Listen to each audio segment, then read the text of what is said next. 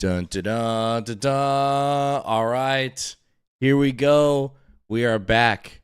Episode 5, only Crons. We got Steven in the house right now, fresh off a GT success story, which I'm sure he's going to be very excited to talk about. But look, I know I have been gone. We have been gone for weeks. I was out in Japan for like 2.5 weeks. Shout out to anybody that lives in Japan. It was a great freaking time. Nothing but great things to say. Amazing country. Would love to go back. And unfortunately, right when I got back, I caught the flu. And so it would not surprise me if I lose my voice probably halfway through this podcast or this live stream tonight. But I'm glad I'm here and just super excited to hang out. Both of us talk some Crons. I know Euless is going to be joining us here in a little bit, and potentially Steven. Who's Steven number 1 and Steven number 2? Well, I was the first one in the chat. So yeah, I guess that's true. So yeah, you're Steven number 1. The other Steven, yeah. So we might have 2 Stevens in the house tonight. He's actually in Dallas right now. He's competing in the Dallas Open tomorrow. So super hyped. So it'd be really good to have him on and talk about his list as well and what he's thinking about running. But man, I feel like, Steven, I left and the entire game, like we have like 5 new armies out. We got like new missions coming out. I come back from vacation and I'm like, what even just happened, man? Like, it's crazy. Yeah. That was kind of my my strategy too with the GT that I went to over the weekend, because what they came out not last weekend but the weekend before was when they were official. And I just kind of went into it with the we don't have any information, and I'm gonna play what I'm used to, and I'm gonna bet that I know my army better than someone that's playing this army that just came out knows theirs, and it worked out for me. So reps are important. Hey, where's the hardware, man? Right here. Where's the hardware? I got it in the. So see, didn't win, but I did win best sportsmanship with Necrons, which I feel like is like maybe one of the hardest things to achieve in all of 40K. People don't like 4-up feel no pains. They don't like 4-up feel no pains, guys. I don't either, man. Like, that was where my tie came from, was the freaking Great Unclean one. That guy just he just didn't die. What the fuck? Yeah, I gave him like more than 50 damage, like actual damage, and then he's just like a DDA gave him like 12 damage and he took 2, and I was like, it's like, what kind of asshole would just like run a 4-up invuln and a 4-up feel no pain on a really tanky model? Like, disgusting. Yeah, we got a lot to talk about. So why don't we just do, because you're here, man. You had some great success this past weekend, which is funny, because when I was in Japan, I was kind of rewriting a list, because I'd be the first to say I think Warrior Blob is still in play. I think it's still super strong. It's still super good. But I was like, I need to shelf this for a little bit, kind of change it up, do something else. So yeah, for sure. I was kind of writing a list, and then Steven kind of had something similar, but with like a little extra spice. So man, dude, talk about it. It's pretty cool. Yeah. So it's something that I've like thought about since I was like really thinking about just the +1 to hit aura before Shatter came out. And then Shatter came out, I was all about it. I like before LVO. I still think Shatter's really good.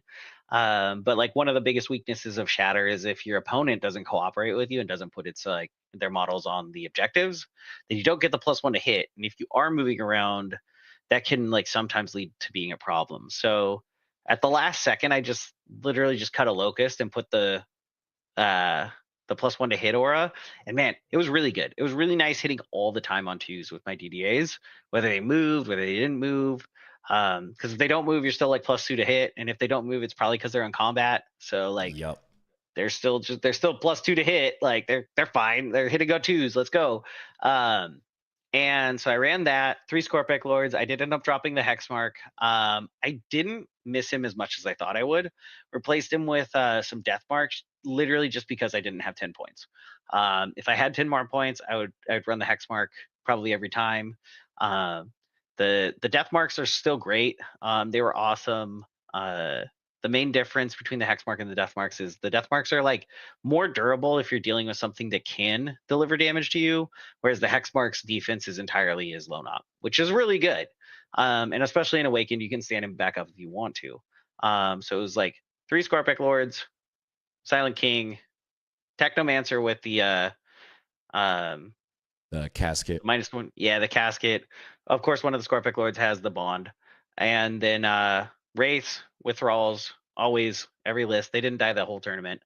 So TSK and 2 DDAs were like my damage with 2 units of 3-man Scorpex and some flayed ones, some Ophidians, a Reanimator. I think that's it. Oh, and 1 Locust. I had 1 Locust. Oh my gosh, yeah. So yeah, the Scorpex always good. The real trick with the list is what like how you attach your Scorpex. Some games I was attaching the +1 to hit to the Scorpex. If I knew it was going to be like a slower game and I was going to have to counterpunch later, I would leave him with the 3-man. If I knew I was gonna like want to run around and have a tanky guy with the 4-up Feel No Pain solo. And then my other game, like against Chaos Knights, I separated him and attached the 4-up Feel No Pain to a unit because I knew I was going to be fighting a lot. So I was like, he's gonna like the moment he gets hit, it's gonna go to his Feel No Pain. So it doesn't matter if he's attached or not. And then that allows me to move around my +1 to hit aura wherever I need. And it was just, yeah, it was good. It worked out. I was like surprised at how nice it was, especially being able to just like shoot anything on the board and be like, yep, hitting on 2s, rerolling 1s, all the time. Like I was just blowing shit up, dude. Like, it's like, crazy outfishing. It's like 98% hit rate or something. Yeah, insane. it's something like nearly 100%. And the majority of things in the game, you're winning on 2s with a strength 18. Like anything that's like not a vehicle, pretty much. Yeah. Like, and what's funny is a lot of times you end up not shooting the vehicles because they're like less threatening to you than the other things, because it's like infantry and stuff that you're like more worried about. Like I played against CSM Renegades in the first game. He didn't have any anti-tank, but if he had, I still would have focused his Chosen. I would have just been like, if he ends up killing, oh, Elis is here.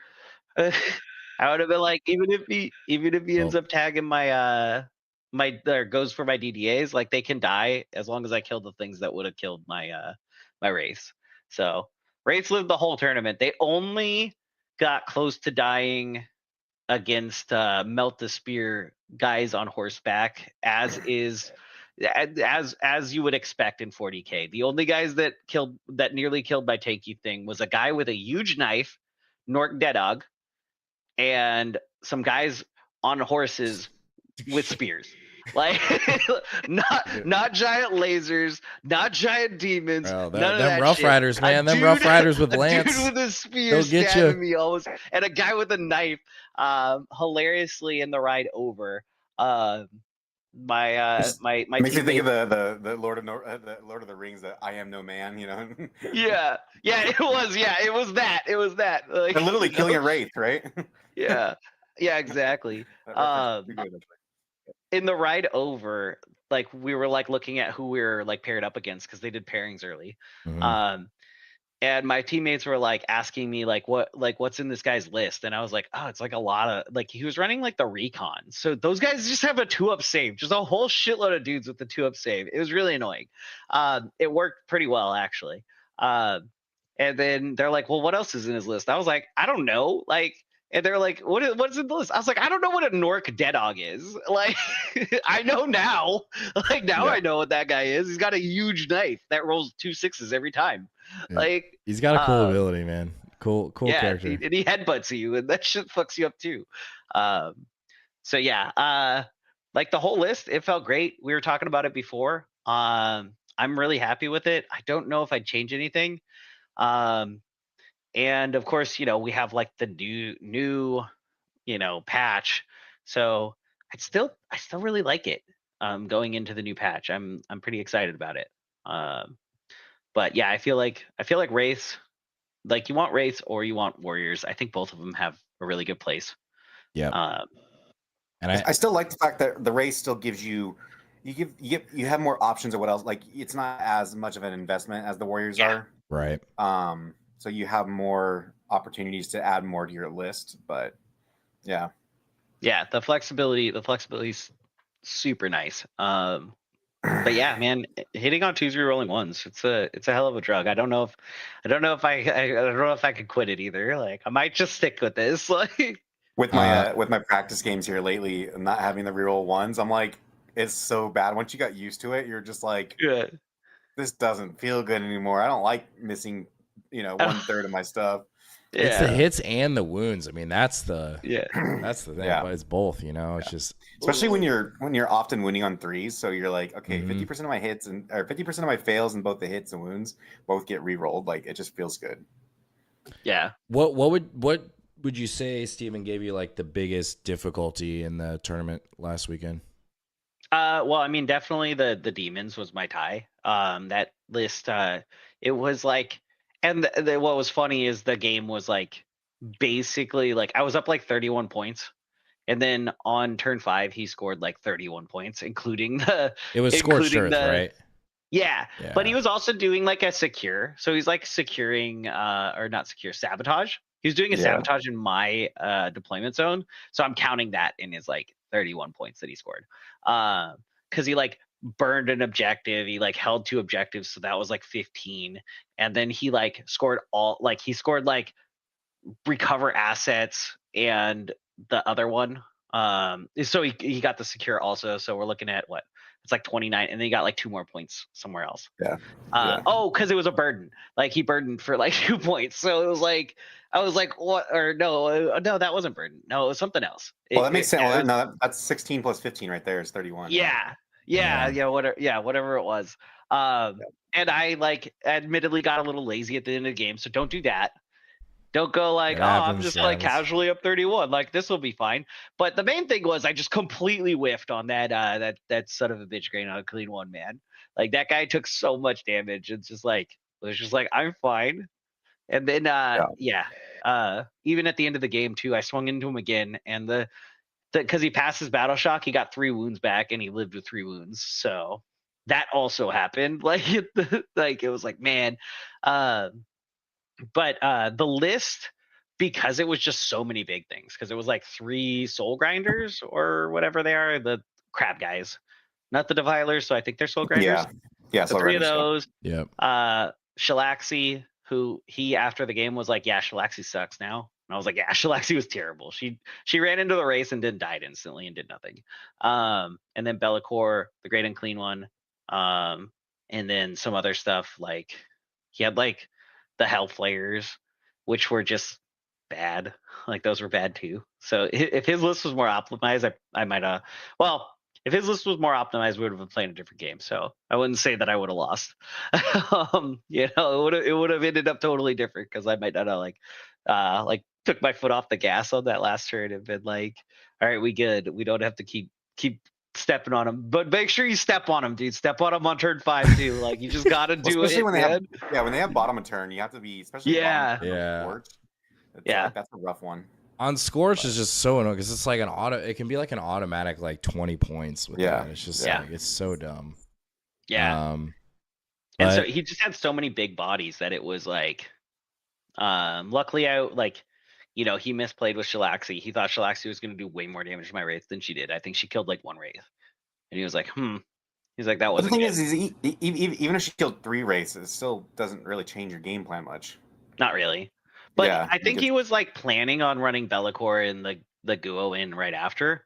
So he was like going to go for the double hit. But that still probably doesn't get them. Like, so you're still bringing back 5 D3 wounds worth, so it's like, like, do you do 10? I mean, that's 2.5 Wraiths that you're bringing back. So and that's not to say that you don't get some weird shenanigans on how you take damage on the thralls too, so it's like, oh dude, sometimes I just take thrall damage. Like if someone hits me with like a Melta-Sphere from like 100%. I'll just sometimes be like, you know what, I'll just lose a thrall because I'm not going to take this 50-50. I don't want to lose a Wraith, like like a vindicator shot goes through or shoots at you, and I'm like, I'll just take the 3 wounds and go for it. It's fine. Catching up on chat here a little bit. We got Mr. Bornsell. Dude, he almost quit 40K and found this channel. New to Necrons, and the videos have helped so much. So really appreciate the kind words, man. So thank you for that, and glad you're here watching. There's going to be a ton of content I'll be coming out with next week. I really apologize. I wanted to get some stuff out this week, but I went down with the flu after I got back, and I'm probably going to lose my voice like halfway through this tonight. So apologize for the delay, guys. I really am. And then, okay, so elephant in the room. We're already going to talk about this. And Yulis, you're also going into a tournament. Is it this weekend or next weekend? I've got a major coming up in 2 days. Yeah. Yeah, you guys you're all leaving me, man. Yeah, I got nothing coming up here. But okay, so let's talk about this. This is a perfect question for Yulis to answer to start off. So, how do we think Necrons are gonna handle freaking World Eaters and Death Guard? We're gonna find out one way or the other. It's not ideal. It's not ideal. It's not super ideal. The one thing I think that's working for our favor a little bit is that, because I was kind of looking over a lot of the winning lists for Death Guard specifically last week, and it looks like a lot of them are running the 3-man Termies. Terminator bricks. Yep. Yeah, they're incentivized because the points are a little bit cheaper on the 3-man than the 6-man. They're like 10 points cheaper or technically would have been 20 points cheaper.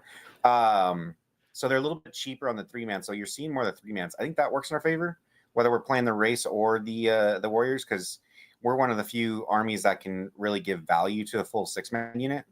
So there's some on the list that are running like 1/6. That's still worth being like kind of concerned about. So I don't know. I think we have some decent tech into it. I like my hyper crypt list into it. That being said, I did a full 180, and I'm going to be taking your guys' Warriors this weekend. So shocker there. I know, right? We've convinced him. We've converted him. So I probably changed my list like 50 times on Monday. It's true. It's true. It's not even a joke. It went back and forth. And even then I'm still kind of like second guessing myself. It's not so much that I question the power of the Warrior list and the Awaken list. It's more so, do I have enough reps to play it at the skill level that I expect the expectations I set for myself. Yeah. So we'll see on that. So it's very possible I could have a very not quite the tournament that I want, but I'm like, all right, this is gonna be a good rep and good practice into it. That being said, I think we're okay, and I feel okay in the Death Guard, mostly too because like the ability to split the Scorpix and the Lords, like we're gonna be able to really screen out. So even if they want to do like there's some of their 6-inch shenanigans, it's like cool. You can come kill us a 90-point unit or an 80-point character that might come back to life. Like it's not super detrimental in those scenarios. It's not like they can go back up and come back down as far as I'm aware. So it's one of those kind of things where it's going to kind of be waiting that out. But as long as you don't let them into your cubbyhole, and then I think even with your list, Steven, I mean, you have a decent amount of screens too, don't you? Yeah, like I didn't have any problem screening, because a lot of times too in those games, you'll be like kind of screening until they come down, and you're like, just come down in front of me. And the nice thing about Doomsday Arcs is because they're so long, a lot of times they can screen your back line and still be sticking out in the front line. So if people want to like rapid, you still have that like down the sideline shot. Yeah. But also I want to like jump in real quick that I was mentioning this before you got in here, that with my tournament being like the first weekend that they were available, I was saying the kind of the same thing, how you were talking about like not having enough reps with like Warriors, so you're worried about it. And that was kind of my plan for the tournament, was like, I'm just more playing my army than anyone's going to be playing against my army. So like reps are just invaluable. Like if you have like, and you really don't start to get like used to like a list or like something until you got like it's like what 20. That's why when people always say like I always cracks me up because people always like laugh and they always say, oh, well, let the meta catch up to this new army, and I'm like, yeah, but also the players playing that army are going to get better too. So it's like exactly. Like it may even get worse because they just get better with their army. The World Eaters, I think, is I'm a little bit more concerned of, especially for like our Warrior list. I'm pretty sure that Demonkin is rough, man. So I think that attachment is super strong. Yeah, I'm pretty sure the Berserkers pick them up. I did do the math today on the Juggernaut Blood Crusher unit, and they kill like all the thralls and like 18 of the 20 warriors. So it's like the math is really close. But that's also with Scarbrand and Bloodthirster being there, giving the +1 to hit, +1 attacks, and counting their mortals on the come in, their impact mortals. So it's like, but I mean, I don't know. I've played that list with they don't necessarily fully kill Monolith, at least not the Crushers alone. So it just kind of depends. I think it's going to come down to how well you are at screening and what do you have that can be speed bumps. I think speed bumps are going to be more important going in, which, I mean, the nice part about it with Necrons is I feel like Scarabs are one of the better speed bumps in the game. Nurglings are probably a little bit better, but the Scarabs, the fact that we can still use them for action monkeys, it's a very close who's better. I think if Scarabs were T3, I'd probably put the favor in Scarabs, but it's still very close because they can be action monkeys at 10 inches. So it's tricky though, because like they can, like, especially Demonkin, because like if you use something to screen, they can use that to slingshot off of, because they can like kill that unit to basically have a guaranteed charge. Now, the thing that's charging you is probably not going to hurt you that bad. Like, it's probably just the bloodletters, but it can like mess your day up. Like, it can ruin your next turn.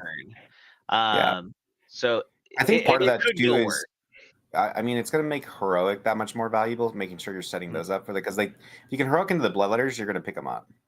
So, I mean, the Scorpion Lord will kill most of them.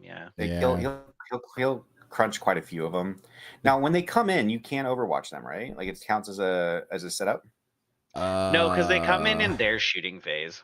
They're shooting. It's when they kill a model. Well, no, are you talking about for the strat? The strat then come in any phase. Yeah, which means that you can't overwatch them because overwatch has to be in your opponent's movement or charge phase. Yeah, unless they have a way to kill you in their movement phase. Yeah. Oh yeah, like race flying over bombs. It's a very dude. That strat is freaking nuts, man. Like it's just you're just like okay, cool. I feel like it's one of those strats that you're gonna like focus on, and then like it's only gonna bad touch you like maybe one time, like because it's like. But the problem for Necrons is the best thing. The thing that Necrons are best at is one, counterpunching. Like taking a hit and surviving it and counterpunching, and two, being trash. Like our trash is so good. Like we've got Tomb Blades, we've got Scarabs, we've got little idiot death marks, we've got flayed ones. Like we have a million things that are like 75. We've got locusts. Like all of our trash is like exactly what you need. Like or it's just the Scorpec Lord. Our Scorpec Lords are trash, dude. He's awesome. Yeah. I keep wondering whether or not 2 locusts get interesting. Like 60 points for just the T6, 3 wounds, 3 up save. It seems, I don't know. I there's times that I'm like, it's a pretty chunky little 60-point thing right there. But and they shoot good. If you're on an objective, like if I need 2 damage, my locust will deliver. Like, well, I mean, that's why I even pondered them in Awaken, because the fact that you average 10 lethals at AP 2 damage, and a lot of times that's, I mean, you're usually hitting something on an objective, so odds are like it's not necessarily getting cover save. So a lot of times you're putting things on a 4-up save. So if you think about it from that perspective, it's like, cool, that's 5 wounds that go through at 2 damage each. So that's like a 10 wound from a relatively reasonable unit. The only problem is now if the Locust Lord gave him fallback and shoot, then they'd actually be like legitimate. But the bane of our existence is a freaking rhino touching us. Like I will say, I think the hyper list is interesting, especially in the Death Guard, because of the I see a lot of them are running the rhinos with the Plague Marines in them. And that list is so good at like finding angles on the rhino and then the warriors popping out of the monolith to kill the squishy stuff inside. But we'll see. At what, T8 or whatever they are? The Plague Marines? Yeah, but for the warriors, they don't care about toughness. Yeah, just like fish for because you get the full rerolls and then it's 22 lethals, and then you have like a handful of hits that might turn in. So usually I expect to make my opponent make about 24 saves at AP2. So it's gonna chunk them down pretty hard. It may not wipe the whole unit, but it's gonna chunk. And then the character, if you can get them on ignore cover, you can rip them apart pretty bad. Yeah, and then I mean, and even if they're not ignore cover, it's still 4-up saves. You're still talking about 12 wounds. And then the Plasmancer does 2 mortals, and then he's got AP4 2 damage gun at that point because he's next to Luminor giving the extra AP. So oh no, his gun's only strength 7. Yeah, well, also, if they're spending that CP on those guys, like if they're spending the CP on those guys, that means they're not spending it on their good strats. Like, and if they spend the CP for just the plasma, they're not going to do it for just the plasmancer, right? Yeah. So like it's not if I'm shooting all lethals and I'm getting all my wins from lethals, they're not going to waste it on a plasmancer. So it pushes your warriors from winning on 5s to winning on 6s, so they might do it. Well, so yeah, but what I'm saying is, the warriors only hit on 4s, right? So, 2/3 of my hits are lethals, and then 1/3 of my hits I actually get to roll for. So them using the CP for it is a difference of maybe. That is kind of funny. Yeah, it's that's why I like warriors. I don't even care if they're -1 to hit because I'm just like I don't. Cool, I go because the math goes from. You're like cool. I don't have to roll another set of dice. It's this many. It literally goes from 24 saves to 22 saves at -1. Clock's on you. So I'm just like, sweet. I'm like, sweet. I know, and -1 damage doesn't matter. So I mean, there's still a good combo. I wish we didn't have the limitation on Awaken, the whole half range thing, because then that would make them a lot more interesting. I would. Yeah. Oh. Yeah. Can you imagine them with Veil and like being able to come in and shoot? Yes, I've imagined it a lot. Actually, I think about that combo like a plasma. I mean, you could run them with the 24-inch gun. It just wouldn't. It sucks. Like it just doesn't work. So close. It's so close to being good. You know, I'm like, yeah. I mean, if only. I mean, is there a way to like give our guns an extra 3 inches or something like that? Because then that would make it work potentially too. Like. I wish we had the deep strike enhancement in Awakened. That would be the 6-inch. Yeah. Or not even the 6-inch. Just giving a unit deep strike. Yeah. The enhancement that man, that'd be nice too. But it's in a good spot. So, but yeah, no, I've been getting some test games in with the Awaken. We'll see if I'm going to be practiced well enough to do well. Honestly, like I'm hoping for 4-2. Like it's with the list that's new. I know I'm going to probably lose at least one game where I'm just going to like. I'm just gonna forget that the Overlord's in there with a free stratagem or something stupid, or forget my 6-up Film of Pains or something, and then I anticipate maybe running into one counter, and but I think it'll be a good telling. I mean, that's the thing, right? Like you take the best list that you think you can do well with, and then you just kind of hope to it's like you got to get lucky a little bit to win big events. Like I like even the guys that have like you look at the John Lennon and those guys that win 90% of the time, 90% win rate over 6 games is still only like a 54% chance to win the tournament. So like, or to go undefeated rather, So like you still got to get a little bit lucky even if you're good. Yep. And so I think it's we'll see how it plays out. Excited if I go 3-3 or worse, then I may have to reevaluate the Warriors. I don't know. I mean, I do feel like there's more predators out there for the Warriors for sure. I think but I think it's still, it plays the game so well. Yeah. So the tournament, I noticed that the 3 most popular armies are actually Necrons, Death Guard, and Custodes for Barrier Open. Necrons cannot kill 20 Warriors. I'll tell you that. Yeah. No, that's in my practice game with Daniel, I was like, all right, I'm just gonna try and tag the Warriors and then kill all the other things. Yeah. And even then, it's like, I'm like, I basically I'm gonna throw a reanimator into the Warriors. I don't want to kill a single warrior because then you could just pull a linchpin model and still then do actions and all that kind of stuff. So right. But yeah, no, I think though if the meta shifts and we see a lot more Custodes and Death Guards start taking over, and then even World Eaters potentially. You might see a lot more anti-tank and that anti super elite kind of gun. I mean, more like Doomsday Arcs are pretty well fit to. I mean, honestly, Doomsday Arcs are really good into Death Guard, and they're really good. They rip them apart. They're just good into. I mean, they're good into anything. Yeah, Steve and I were talking. I just don't think you can write a list right now, or even over the summer. I mean, post slate, we'll see what happens with the mission and everything, but without 2 DDAs. With all the extra marine bodies in the meta now. Well, because that's something too is like I think I'm starting to look at DDAs less as a anti-tank and more as this anti-elite because of the blast, extra 1 or 2 shots that you get is super valuable, and then just 4 damage flat just hits a lot of people pretty hard. So yeah, the Scorpex are the anti-tank. Those are kill tanks. I mean, if Walter was here, he would say you can't write a list without 3 obelisks, but he's not here, so you can't. And 3 Psychomancers. And 3 Psychomancers, yeah. The obelisks, man, the obelisks are getting interesting. Actually they wild. a little more points. Yeah. They go down a little more points, and we're gonna have some real conversations about it. He should have not played them before the slate.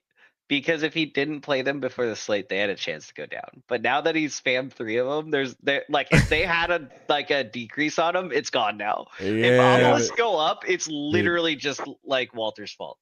Because no one else has run one. That list was wild, man. Respect. How are we feeling about the old T-Suns? I think T-Suns look really interesting. I feel like that's like a matchup, at least when I was like first starting, because I mostly just started in 10th edition. I played a lot in 9th, but I wasn't very good, and I wasn't like as serious about it as I am now. And like they were like the boogeyman for me at the beginning, like not this year, but like the beginning of last year. I was struggling, like, dude, I had like 1 or 2 wins against them, like in all of my practice games and everything like that. I was like, if I played them at a tournament, I'd just lose. And like they're tricky. But I think they're still like in a weird spot that's not great for us, because they can go do stuff that other people don't do. So they can get us in a weird way. But I don't know if like overall they help us. Because of I said this, when the Eldari Codex came out, that I was like, this might have been the biggest buff that Necrons got since the start of the edition, since we got our Codex, because Eldar, we're keeping people down that were a problem for us. And we're just great into them. And they're still super popular right now. I saw there was like 20 players of that Bay Area Open that Eldari, I think, or something. Yeah, if you count Eldar and Ynnari, there's a decent. They're up there. Yeah, there's a ton. I did a count on everybody's, but yeah, they're these still. They're still are tough for us to get to because they're so fast. They still have the OP Umberlift crystal that happens in their command phase, which is bullshit, that they don't have to pick it up at the end of the turn, so they can score their shit and then teleport away, which is not fair. Why doesn't Veil do that? Why doesn't Veil do that like it used to? But monoliths do, though. Yeah. It's one of my favorite things is the fact that the Necron warriors can score 2 objectives and then get picked up and moved and then go land on a new objective. But I can score that turn that I'm planning on using them. But yeah, no, I actually I played a Trevi from Tactical Tortoise on stream, or not on stream, but yeah, on stream. I think he streamed it on his Twitch against one of the new detachments for 1,000 Suns. Yeah, that was with my hyper list. It was good. I mean, we both played a super cagey game, but it ultimately came down to the fact that I could delay the bringing stuff in longer than he could, and so eventually, and I was able to kind of kill some of his stuff that was going out towards midboard, and then with the warriors, and then just recalling him back every time.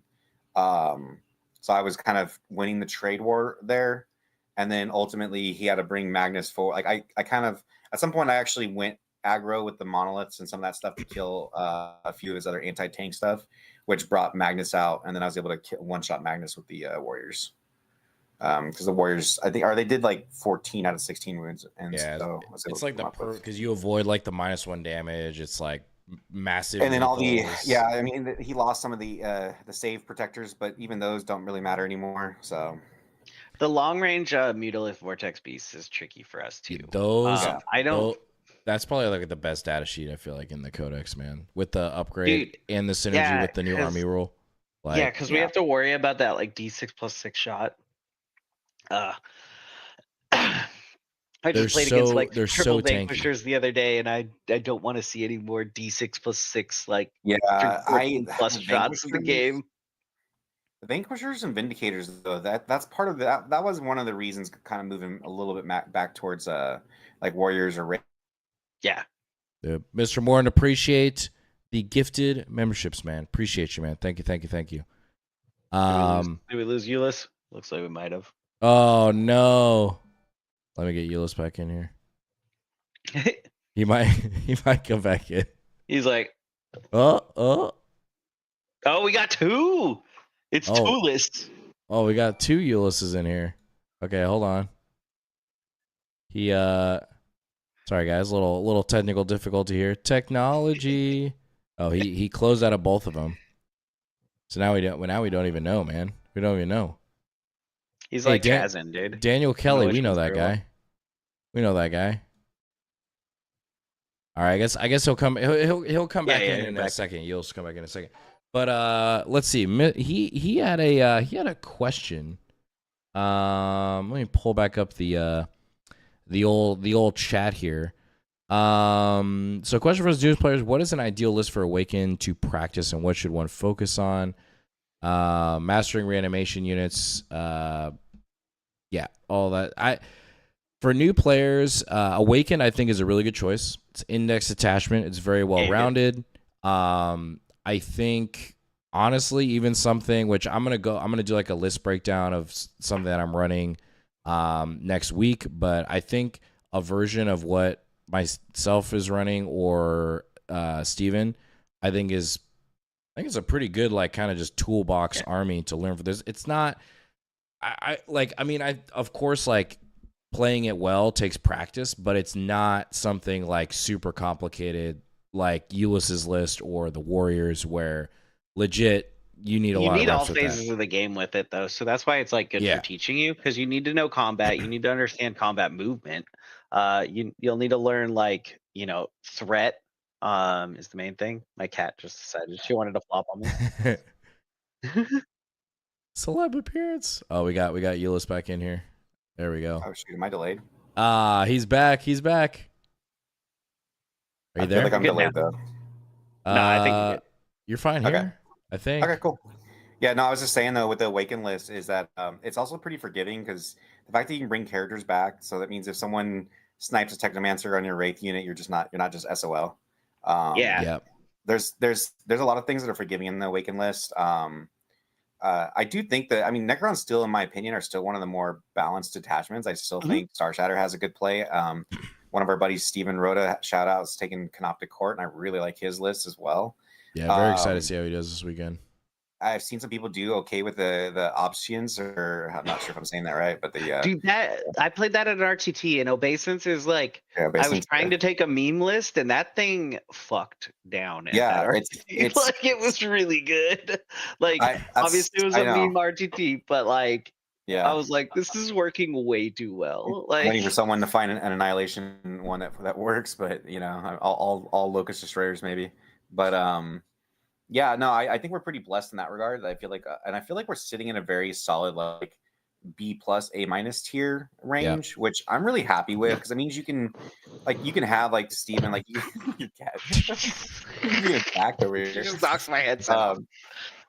You can have you can have an undefeated GT or major, and it's like and being in that position is awesome. That means you're in a position to win, but maybe you're not at the very top where everyone's targeting you either. So, you could have a Necron list that kind of comes. I mean, like I said, Barrier Open, Necrons are tied for the most prevalent one there, and there's a lot of Awakens. So, we may start seeing more of a resurgence in that.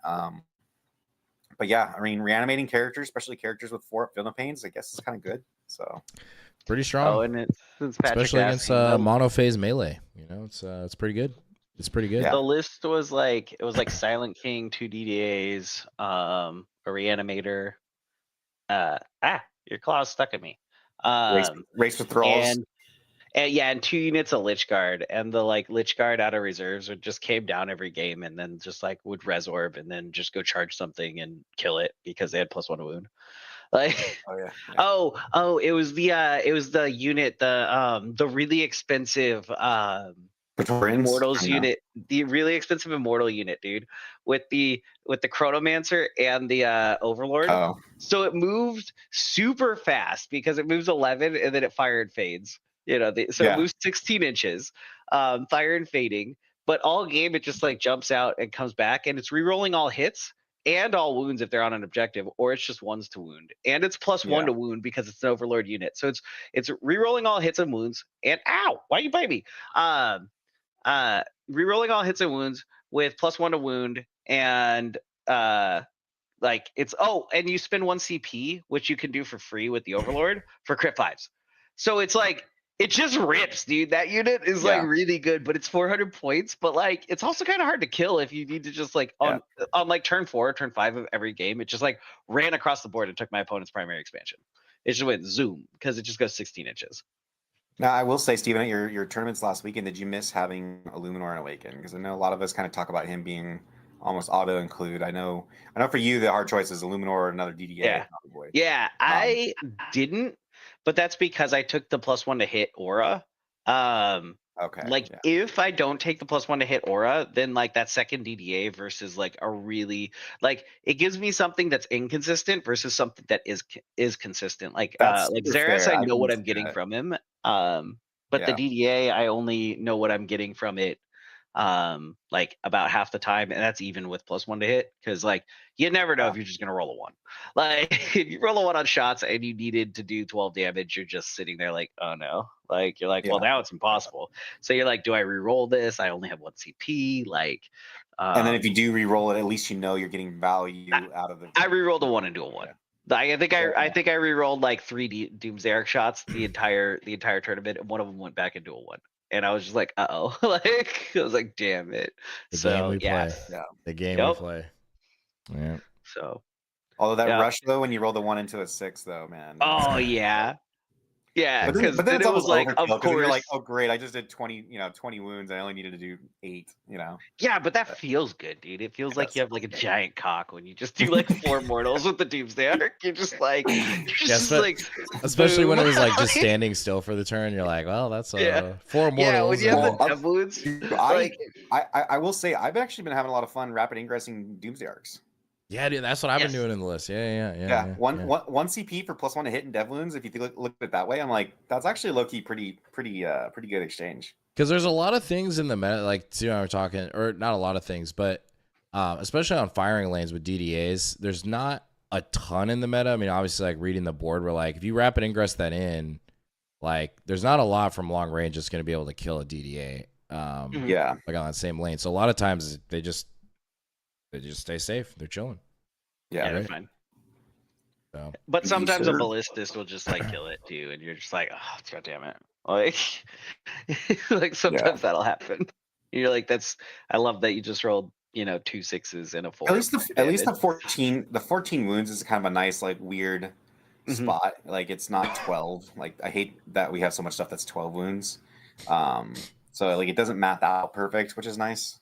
But yeah, 14 is just enough, and that's another reason why in like in Shatter, a lot of times since I'm taking like 3 Doomsday Arcs or like the Silent King or something like that, and now speaking of Thousand Suns, I would consider like maybe finding room for the Spider again, because those extra, like, because you get like what 2.5 wounds extra from the Spider on a DDA because of the Feel No Pain, which makes him a lot harder to kill. Because if you like round that up, then you got like 17 wounds, which like Adorn is like 18, right? So he's like basically as tanky as Adorn if you're shooting him with AP3 ignores cover or AP4, because he's got a 4-up inbolt. So yeah, like. Like it's the Spider's good, but I don't know if I have room for him in Star. It's so hard. Like I wish the Spider was a little faster, could move through wall, because then he could be an action monkey on top of his. If he was a beast. Yeah. Like that. Yeah, actually, yeah. If he was a beast, it would make him a lot more interesting, just because he could be like a turn 4 kind of. All right, you've been supporting. Your supporting role is now over because the DDAs are dead. Go out and be somewhat effective. And it's just like how slow he is in the monster keyword, or the vehicle keyword is like, it just makes him rough for that in that regard. I mean, I don't know. Maybe there's a weird world where if you're running like a 6-man Scarab unit, that he adds a little bit more value that makes him a little more interesting. But it's just it's kind of tough. Again, we have so many other things that are really, really good in that same value. Yeah, at 75, it's like, do you want a Hex Mark? Do you want Tomb Blades? Do you want another Reanimator? I love double Reanimator, dude. Like, you ran the double Reanimator in the Awaken list, or you could, and then the one I ran, you can run a Locust and a unit of Scarabs. Like, there's so many things at 75 points that are like, oh man, like that, like 75 points is like the premium for us. It's like that's like our favorite place to be like left with, as well as like our least favorite because you have too many choices. That was one of my biggest issues with the hyperlist. I have 75 points, and I go back and forth whether or not I like either the Reanimator, the Spider, or the Scarab and Locust extra. Yeah. So, but we'll see. I kind of also want to play Awaken with like still the race, but also like running Xeris with like the Lich Guard combo of like Xeris more like heroic intervene threat plays with Lich Guard, but at the same time I just don't really know how Lich Guard are really. It's like I think with the Death Guard being as prevalent as they are, like because a lot of those Termes weapons are strength 8 AP 2 damage, they're gonna be too efficient into Lich Guard, unfortunately. I think. Yeah. Not without Lich Guard having a way to get Feel No Pain. It's like the -1 wound. I just don't think is gonna be enough, but especially if we start seeing a bunch of Wolfen pop up. Oh, yeah, that too. There he is in the house. Oh, hold on one second. Did he get? Oh, okay, all right. He got some service. Finally, Nice. Live from Dallas. Live from Dallas himself, right here. Boom. How's it going, boys? We got Steve in the house. What's going on, man? Chilling, bro. Getting ready for Dallas. Got my mission cards. Been studying them up a storm. It's dead. It's dead. It's tilted. It can be either way. No. Okay, there you go. Oh, there we go. go. Oh, that's perfect. That's better. Yeah, that's way better. Oh, that's great. Okay. Just let her run the operation. She's running the operation behind the scenes, boys. Dude, so Steven, dude, welcome to the Only Crons podcast here, man. So privilege and an honor, boys. Oh, dude, if you guys didn't already know, so how big is your Necron collection? Totaling Total just points? over 42,000 points. So we're gonna have to get like a little showcase of that. Absolutely, as soon as I get home next week. Dude, but run us through your list, man. So you're running Canoptic Court this weekend, Yes. super hype. It's a pretty bully list. It's the 2 full bricks of rates. You got 3 Doomstalkers. I use my Hex Marks as my action junkies. My biggest fan of the Canoptic Core list that I'm running is 6 Scarabs and 3 Scarabs. They're great trading pieces, so I can extend them. You have that 2-inch gap for Unicoat Heresy, and I tend to keep them within 6 inches all the time of a Technomancer and my Catacomb Command Barge. So they're 2 OC, and when you can string them out really far away, double up. they just people try and target them. They'll kill 2 because they're 4 wounds each, right? So they'll kill 2 of them with some chaff shots, and then the rest are behind the wall, ready to go again, and they'll reanimate. And then obviously I have my Reanimator in there as well. And the Catacomb Command Barge are both huge plays for me. They'd really sap the life out of an opponent. Euless started laughing when he said they're 2 OC because Euless loves the CCP techno combo. Yeah.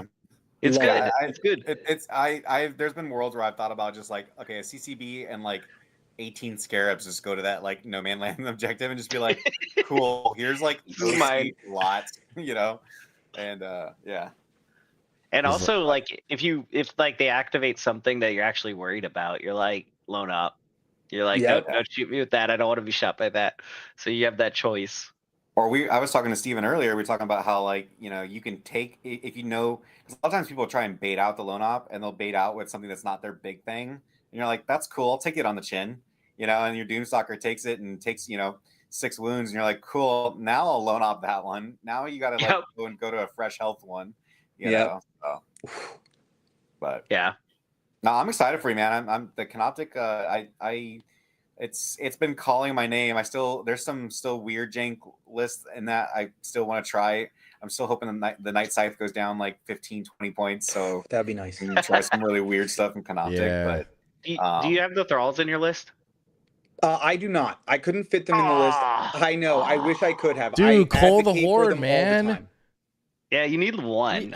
One of them for Call the Horde is huge. Yes. You're gonna lose one game. The guy's gonna score Call the Horde on turn 5. No, I'm kidding. Or he's gonna redraw Call the Horde into something he scores. Yeah, into something useful, and then just Like, why is this my life? Why is this my life? That thing gives me more joy than like someone drawing Call the Horde on like turn 3 or turn 4 or even turn 5, and then they're like, "Oh, I gotta redraw it," and I'm like, "No.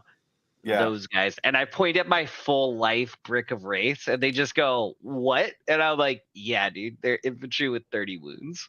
And like you just watch like just because when you play the warrior list, they know it's there, but when you play the wraith list, they don't expect the wraith. I tell people at the beginning of every game, I'm like, one thing to remember: these guys are a Cola Horde target, which if you draw it, it's gonna suck. And then like. But then you still forget about it. You know, it's like it's like when you might as well just let it be a surprise. You know, it's like, yeah. It's like you were either gonna kill it or not. Like it was either gonna be in a position where you could kill it or not. It doesn't matter. Yeah, Cola Horde's gonna be a problem for me, but you'll be all right. Roll with those punches. What matchup are you like most scared of? My biggest threat. I feel like is I would want to say Custodes is probably going to be my biggest threat.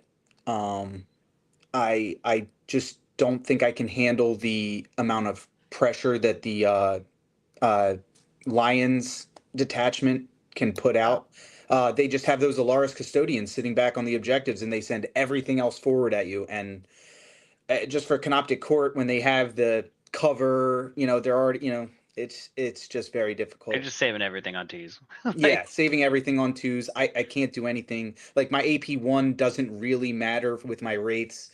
I can get some wraith form on, but the wardens pop the 4-up Feel No Pains and are just null and void for a turn.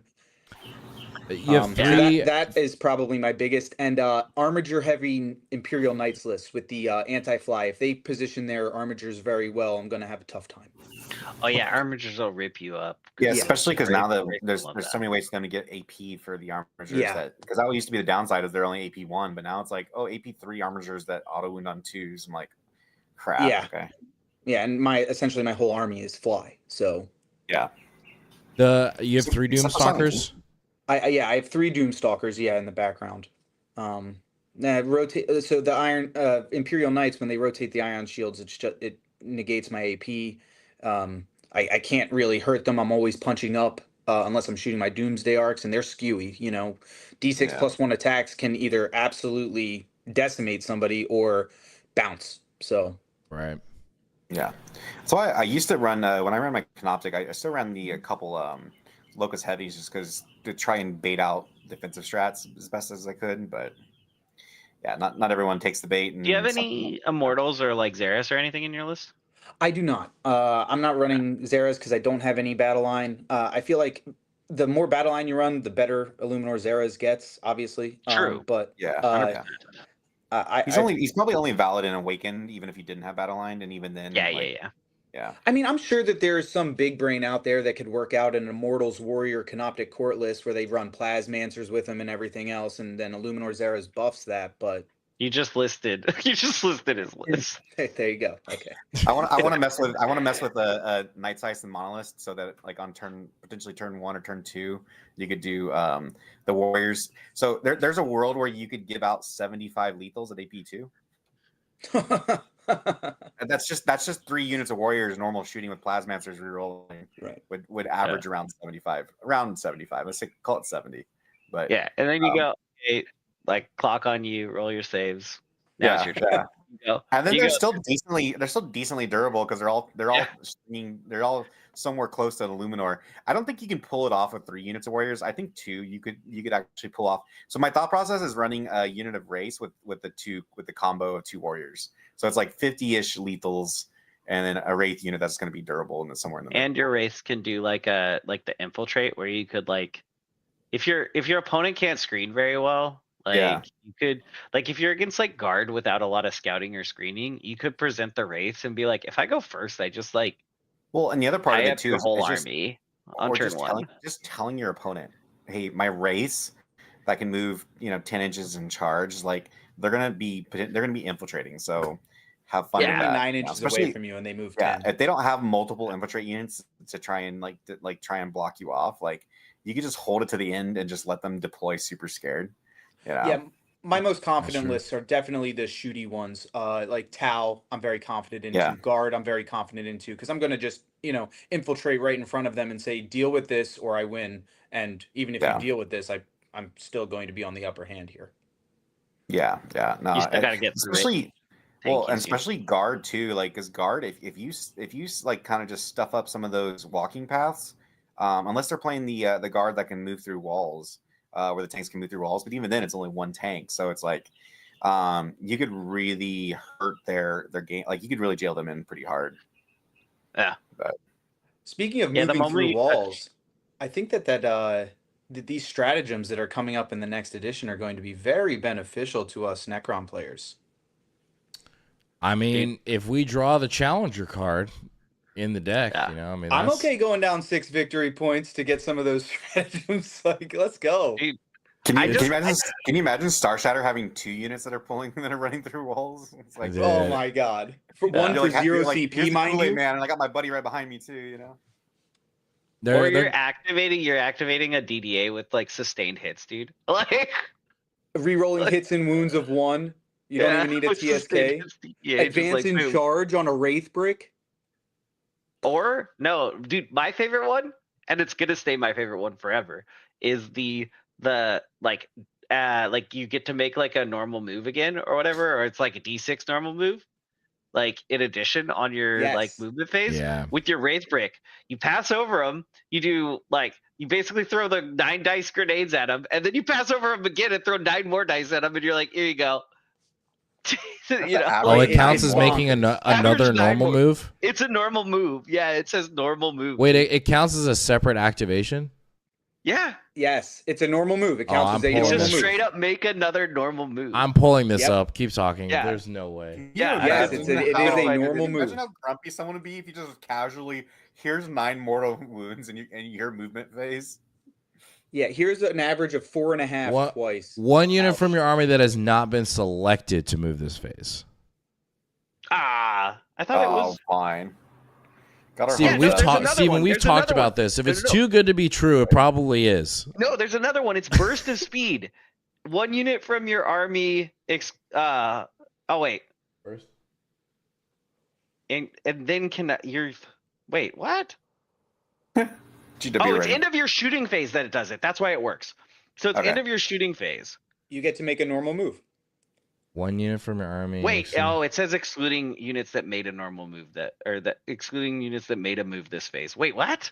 So you move in your shooting phase afterwards? So that affects our heavy. So we can have heavy, and then at the end of the turn, move out of shooting. I missed the excluding ones that had already moved. You said, you just said phase, right? So it's just excluding those things like chronomancers that move in the shooting phase. Oh, really? I think that's what you said, right? It said excluding units that move this phase. Yeah, so you can do it in the movement phase, and then you can do it again in your shooting phase. You can't move, shoot, move, and then move again. Exactly. Yeah, you can't do the shoot, move. But that being said, with the race, you could move over, right? Throw your bombs, shoot, then move back over, throw some more bombs, right? And then in their turn, they move at you, and you CP for. Does it say you can't charge on that stratagem? By the way, what's that? Does it say you can't charge after doing that? No, it doesn't say anything like that. Oh my god! So it doesn't say you can't charge. Shoot, move over, charge. Wow, dude, that's actually really big for if you like shoot a hole in something that was. Oh no, we just lost everybody. I love technology. Why everybody's coming back in? Seriously. Oh man, I feel so. Ander, I appreciate the gifted membership, man. Appreciate you. Thank you. Also, thank you. All right, we got everybody back in here. Technology, beautiful thing. Sorry, keep going. Oh, I was gonna say the like the Wraith shooting alone is gonna do like 2 devs. Yeah, or I think I don't know. I feel like maybe I roll a little bit better, but yeah, I usually get about 3 dev with how well they're hitting. But yeah, I usually get 2 of the devs. Yeah, 2 to 3 dev, and then I mean that's like I said, it'd be a 11 mortal combo. Yeah, it's like 11 to 12 mortals just from the race. Can you imagine if you draw that card? Can you imagine if you just ran like the old school 8 or even like you just ran the full 3 units of race, and you're just like, okay, I got like 5 different ways to do flyover mortals. Like I'm gonna do 20 mortals a turn in the flyover. Yeah, take like 6-man Scarabs too. Just be like, and some Plasmancers. Yeah. Just like how many mortals can I dump out in this list? Yeah. I will You say better have mortal wound protection, dude. I will say one nice thing about these challenger cards, at least, is I feel like the majority of the time they're not going to be in play until at least round 3, unless there's like fringe cases, because it starts at the start of the battle round. So in turn 2, unless you just completely got the crappiest secondaries ever, which I think they did a lot of fixing to their less bad draws now.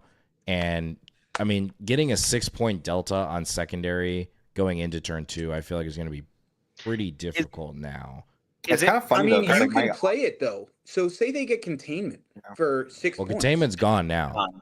Okay. But let's say they get 6 points. You can intentionally sack your secondaries in lure of staging and killing units, and just focus that. And then when you're down 6 points, the next turn, boom.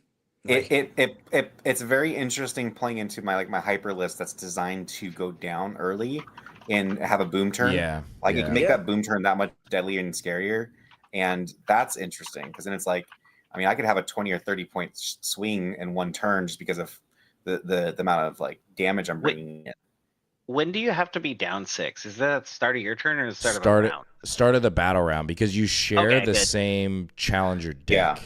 Yeah. Okay. So, otherwise it would have been super OP if you just go second and you could just be down 6 every single turn. That would have been plus. I think the idea, if you have a boom style list, right? And your whole objective is to just kill your entire opponent's army on one turn, break their back on one turn. The great part is, even then, if they go down in points by turn 4 and 5, they don't have enough stuff left to do anything anyway. Mm-hmm.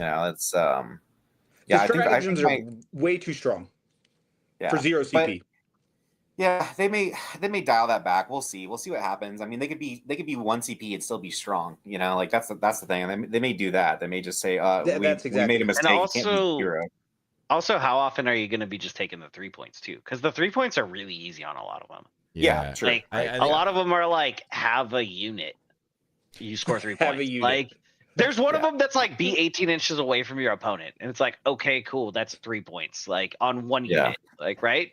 So that's just a guaranteed. I will say, I mean, does that turn 40K more back into a King of the Hill type of game, because it's more of, can you just kill your opponent because everyone's going to score really well now? I'm very curious if the catch-up mechanic is too good, then everyone's scoring 90 points.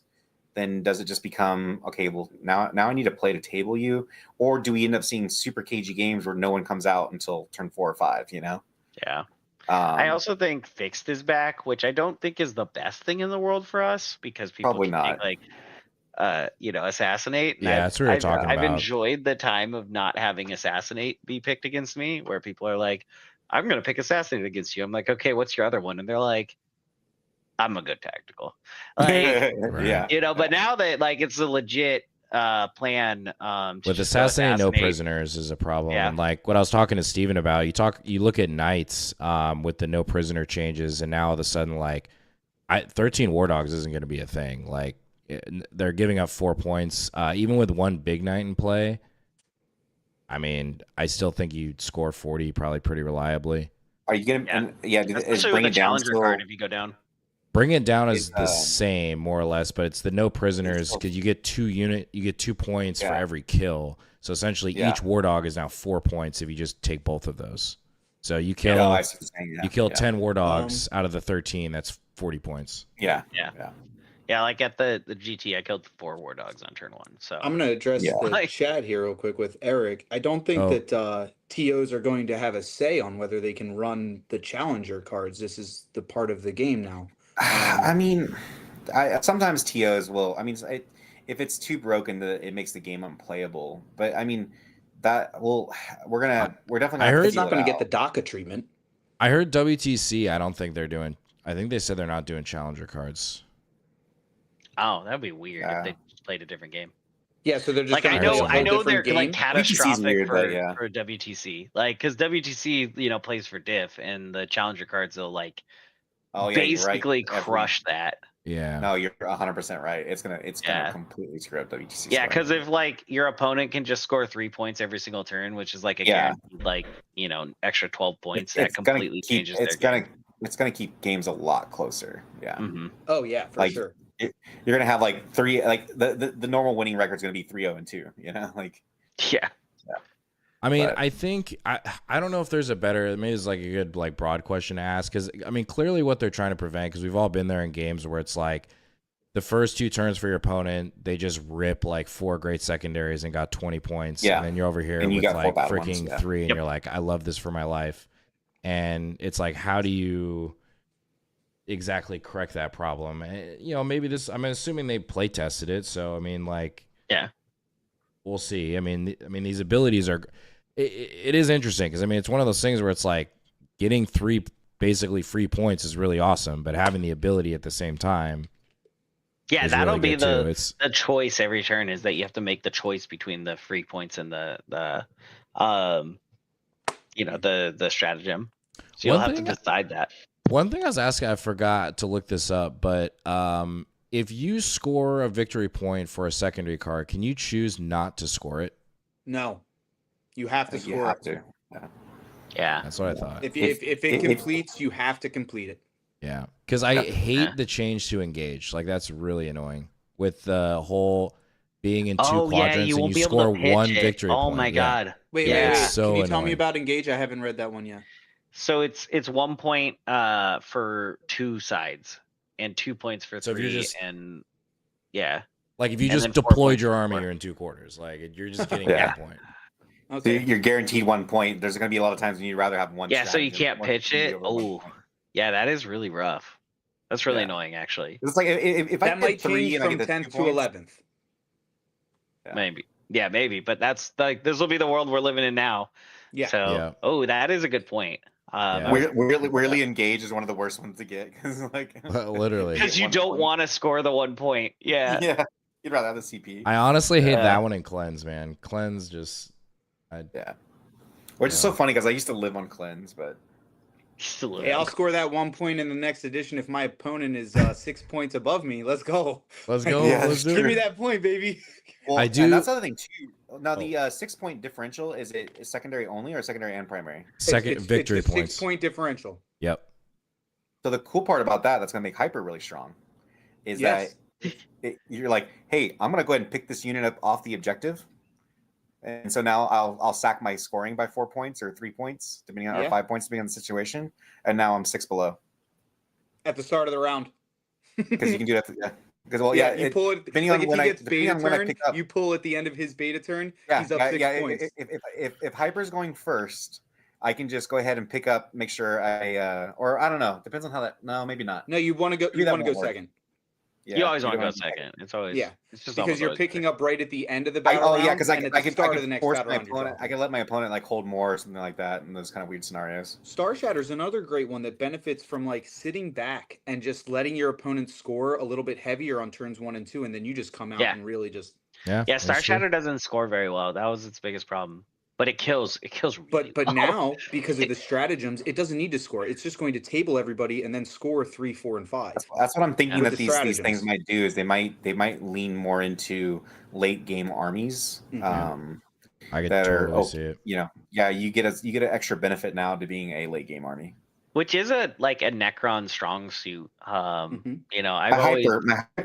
hyper played heavily into late game, so even Awakened does because Awakened's just grinding, dude. Like every single turn is a grind for Awakened. You just kind of make it work, and then you just tend to have stuff a lot of stuff left on turn 5, and it's like if you're used to playing 5 turns, you're going to be playing 5 turns. So that's better. Yeah. Yep, I can see it, but there's one other thing. Oh, I do like the recover assets change. That was good. Where it just scores at the end of the turn now instead of. Yeah, you're already committing multiple units to actions. It should committing 3 units to is why I think every single time I drew recover at the tournament last weekend, I pitched it. Yeah, I think I was like, you know what? Ever scored recover I scored it once because I scored a turn 1. I drew a turn 1 and I was like, I'll take 3 points. stage up, stage up. Yeah, that one was okay. And I swear I've never spawned all 3 and recover assets. And having more incentive to actually go into your opponent's DZ, because then you get the 6 points and it completes, so you don't have to worry about the kill. But I feel like that's 3 units to commit for 6 points. I feel like it's kind of a lot, but maybe in some not for Necrons. We benefit with that. Yeah, I guess that's true. That's true. Everybody else gets screwed. Now, and Cole the Horde, don't have to worry about it for race anymore.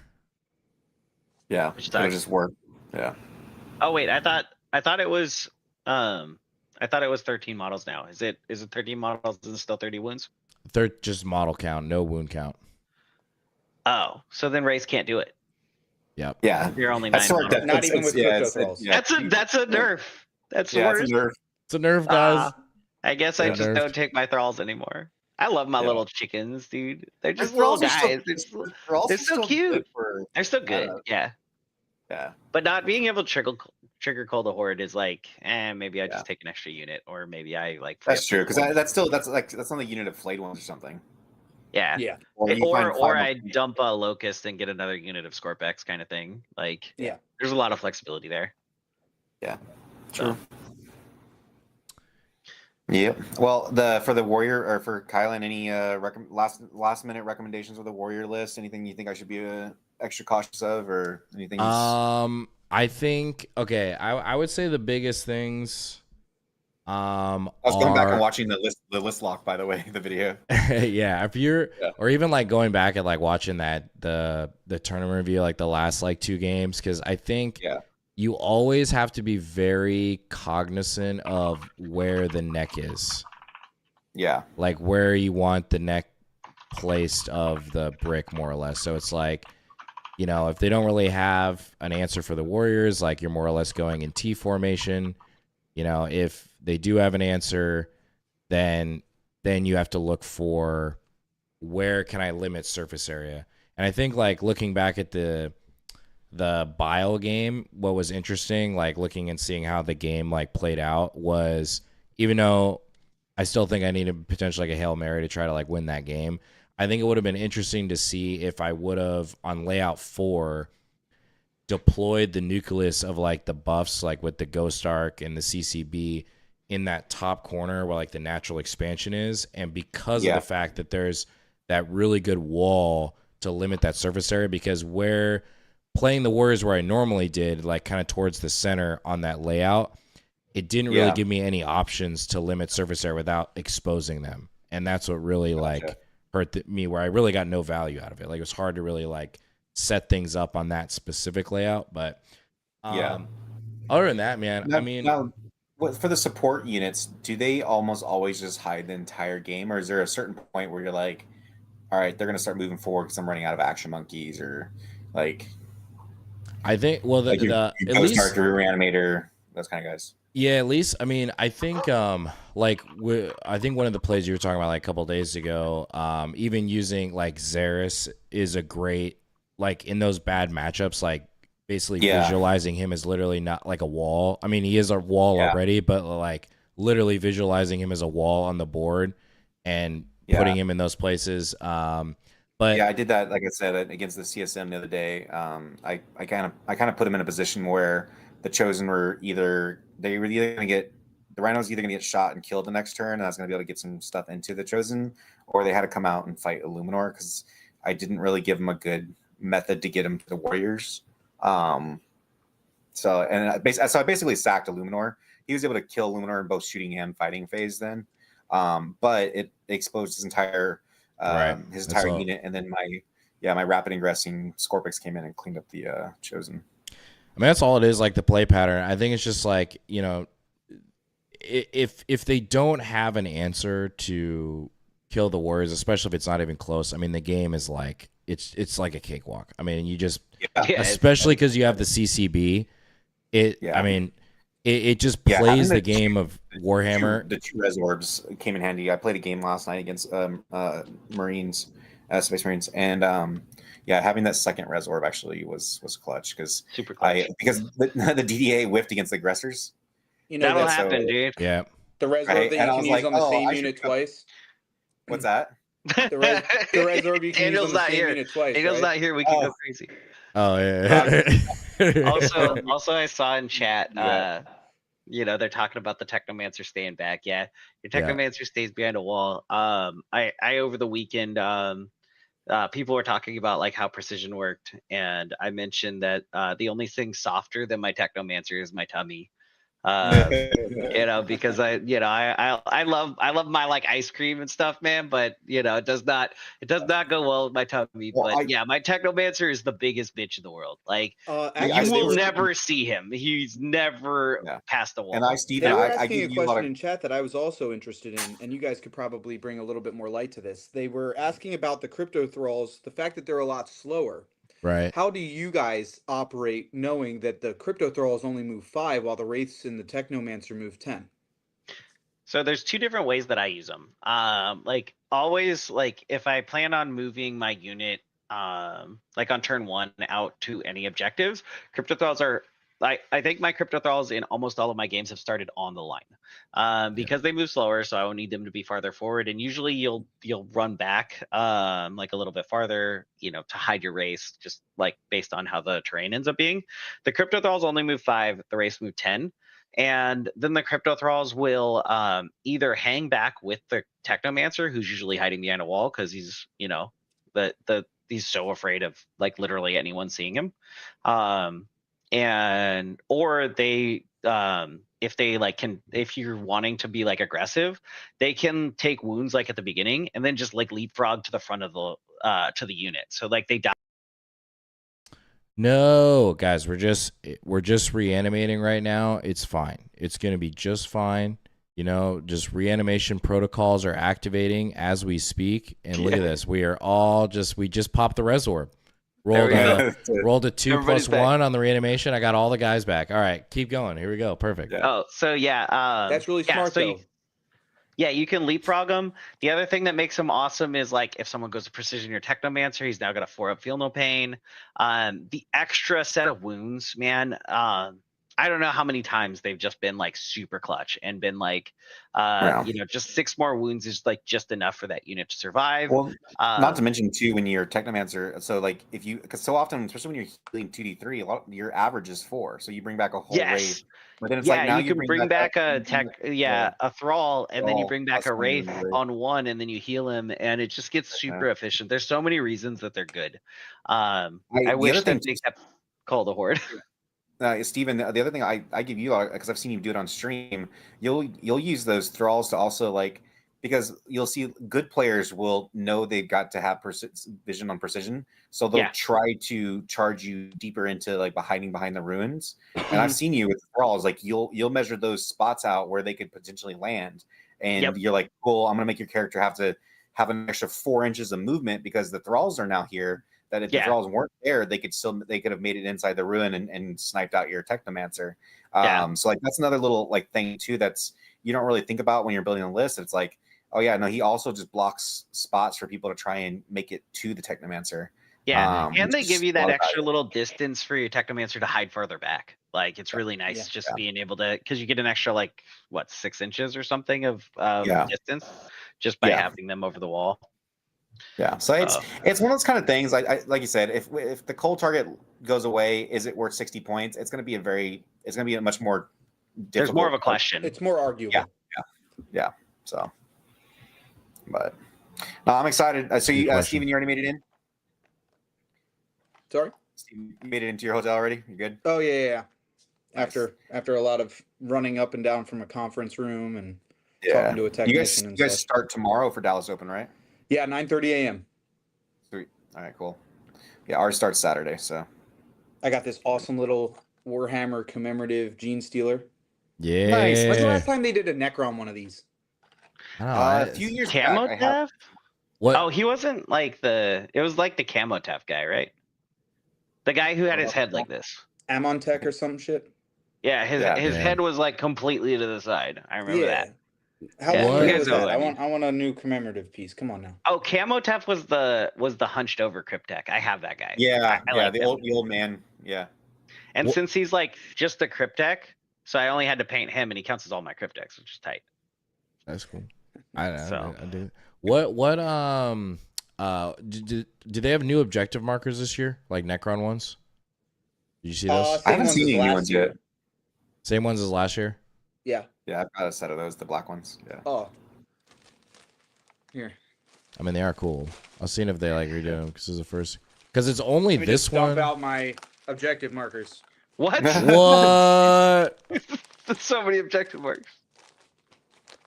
I Let freaking love me it. find the Necron one. Give me a second. I'll show you guys some objective markers. He just dumps out an entire box. Bro, he's gonna have his whole row covered tomorrow. The demon one looks sick.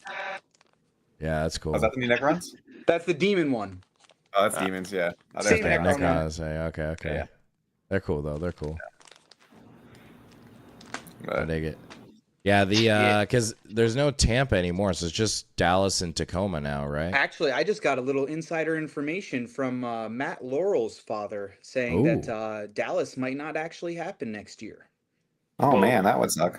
Well, no, they're changing locations, so Oh. they'll keep the date. They just might not be here next year at Okay, Esports Stadium. gotcha. Hopefully you're allowed to say that. No. It was given to me, so Yeah. Who knows? Yeah. It's I mean, it's the same thing Never as reveal everything your in Warhammer. sources. Yeah, it's just random rumors everywhere, man. random. But yeah, I mean, I guess Steven and I will be the guinea pigs for the new mission deck. So Yeah. Yeah, nice. we'll see how Let's that go, goes. boys. We'll see That's how what I that like to goes. Wait, are you coming up to Tacoma? I am. Oh hell yeah! Okay, so what? Yeah, You we'll live? be there. Tacoma is We need what, you, June or July? July something. I might try. We'll see what happens. New job, but we'll see how it plays out. Yeah, no, I get it, man. I get it. That would be super hype, though. That would be sick. Yeah, seriously. Any of you guys that show up with a mullet as good as mine, I'll pay for your entry. Oh man, I just got my haircut. I got a long way to go. I could do it though. I don't know if there's like no way. I'll have to do Solid. and then keep it with the beard too. You gotta I don't know if I could do that. I've been doing the fade. It was funny because I'm like now 38 years old, and I had never been to like a barber shop, right? So I like walk in and I'm like, because as a nerdy white boy, I'm like, okay, this is like out of my element, right? And I finally went there for like the first time, and I was like, this is like super chill. And then my wife was like, you know what? I kind of like that barbershop haircut that you got. So I guess I got to go there now. I don't know if they do mullets. Hell yeah. Yeah. So Got my swag box. I'm very excited. Dude, a little bit nervous. I'm happy for but Steven. very excited. You're gonna have fun time. yeah. I'm hopeful to get on stream so that way I can. I'm 0-2 on stream at the moment. So, Dude, I'm not. I have a bad stream record too. Like I lost it. I lost it. I'm lost one it to know. I'm one to know. And then I lost it Adepticon again, and I lost a Cascade on stream. I think I'm like 1-3 on stream right now. Dude, I was. Hey, you got one. It's more I than me. played Thunderhawk Luke last year in Tacoma. Nice. I was on stream. Oh, yeah. It was like round 5. I think it was. Nice. I got the Jack Harpster beat stick. Oh, I played. Oh, I man. played Jack Harpster at LVO, and yeah, he smacked me. yeah. Jack. After he Jack beat things, me, man. I actually went out and purchased a whole Grey Knights army. It was that bad. Two can play this game. 100-44, I think the score was. Dang. Yeah, he beat me up. That'll happen, dude. Just smacked. Yeah. him. Oh man, I was flying high like Icarus, and then. Yeah, Dude. a little too close. Oh yeah, got way too close to that Art of War's sun. Yeah. Man. Well, any closing thoughts, gentlemen, before we sign out here? Catacomb Command Barge. People like Pretty to good. argue it. 2 units, same phase. Just kidding. That doesn't happen. For nothing. I tried so hard. was Me gonna too, write man. green. I've been arguing it tooth and nail, bro. Yeah. Dude, if they allowed it, I was legit considering a Wraith brick with 3 Catacomb Command Barges. Just In a Just to see my game opponent's that face. relies heavily on wordage, yeah. that wordage is very gray area. It is super great. But I don't think it's gray at all. I think it specifically says that you can do it, and people are doing rules as intended. Like, because it specifically says 1 unit can be selected for the res orb. Yeah. I'm pretty sure if we put that on any other rule, they would totally read it that way. Yeah. Totally. Yeah. But if it wasn't a Necron rule. Could you imagine your opponent's face and Awaken? You're like, okay, you killed a model, so I'm going to heal 2d3 with a stratagem, and then in the phase, I'm going to heal 3d6 plus 3d3. 3d6. Boom. Like, you got him down to, like, 1 model. Like, there's, like, 1 Wraith left, or 1 Thrall left. You're just like, cool. If Warriors you get to reroll. Sentence. Yeah. You cannot resurrect more than 1 unit per phase. Well, I'm not. And Catacomb Command Barge is the weird one because it's the one that can pick and choose a target. Yeah, that's why it's the only one that could possibly do it. Yeah. Yep. I know. One of these days we'll get a TO. I might be able to get a TO at a GT to prove it. I'm gonna bring it up to at the TOs at Dallas. I'm gonna be like, excuse me, I have a question. Yeah. I don't think it's game breaking, right? Like it would be fun. It wouldn't break the game. It's just like I just want to do it just to do it, just because it's funny. It would just cause the Games Workshop website to run out of Catacomb Command Barges. That's all. Luckily, I already have 3 of them. Yeah, let's go. Magnetization, boys. That's another thing. Final note. Necrons, magnetize your shit. I scrapped 4 of them to make 2 Tesseract Arcs back in the day. Dude, Tesseract Arc was so good at the beginning of edition. That thing fucked. It had that like good. Yeah, it had that like D6 plus 3 flamer with like AP2 ignores cover 2 damage.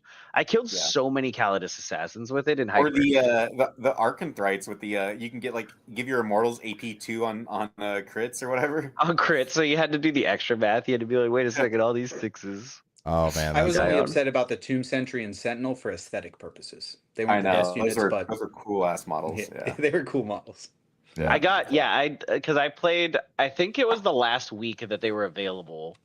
And I hate that there's nothing else they can really be used for. Like, they would be one thing if you're like, fuck it, well, I can still use it for something else. But there's not really anything you could try and, I don't know. Yeah. There's no, the base alone is just completely different than everything else we use. Yeah, yeah. So. Well, for the 40 of you that are in here still watching, seriously appreciate you. Just 4 dudes talking about some Necrons. Obviously, there's a lot of changes coming up in the meta. Seriously, good luck to Steven this weekend and Euless. And it's going to be awesome to hear how you guys did, what you learned, what worked, what didn't work. And I think we are definitely overdue for a list lock episode next week to talk about some lists. So we will go through some lists. We'll go through some deployments, try to pick maybe some different detachments to give you guys some variety and kind of what we're thinking going into this new meta, because we got T-Suns out now. We got Death Guard. We got World Eaters. We got Space Wolves. We got Emperor's Children. There's so much to test and theorize, so which is fun. I mean, this is why we love the game so much. It's a revolving door.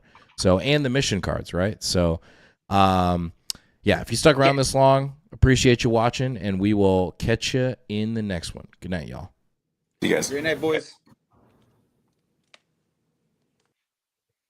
All right. Oh, he's already out. I mean, he's already out. He's like, yo, deuces.